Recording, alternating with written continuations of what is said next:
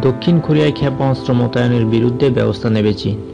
গতকাল সোমবার উত্তর কোরিয়া জাপান সাগরে দূরপাল্লার 4টি ক্ষেপণাস্ত্র পরীক্ষা করার পরদিনই যুক্তরাষ্ট্র দক্ষিণ কোরিয়ায় তাদের থার্ড ক্ষেপণাস্ত্র নিরাপত্তা মোতায়েন শুরু করেছে বলে ঘোষণা দেওয়ার পর চীন হুঁশিয়ারি করেছে, তারা এখন পাল্টা প্রতিরক্ষা ব্যবস্থা নেবে। তবে এই ব্যবস্থা তারা খোলাসা করেনি।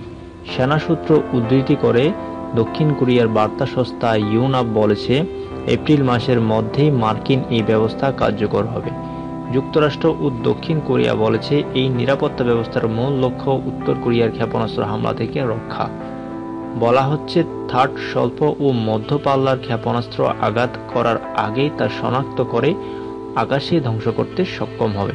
এটি থেকে নিক্ষিপ্ত ক্ষেপণাস্ত্র 200 কিলোমিটার পর্যন্ত দূরের ক্ষেপণাস্ত্র ধ্বংস করতে পারে, 150 কিলোমিটার পর্যন্ত উঁচুতে যেতে পারে।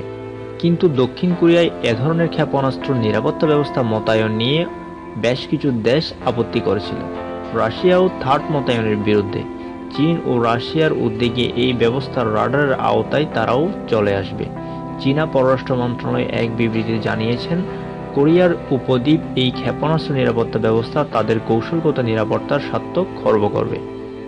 এমনকি দক্ষিণ কোরিয়াতেই অনেকে আশঙ্কা করছে যে শত্রু দেশগুলো এখন এই ব্যবস্থাকে টার্গেট করতে চাইবে।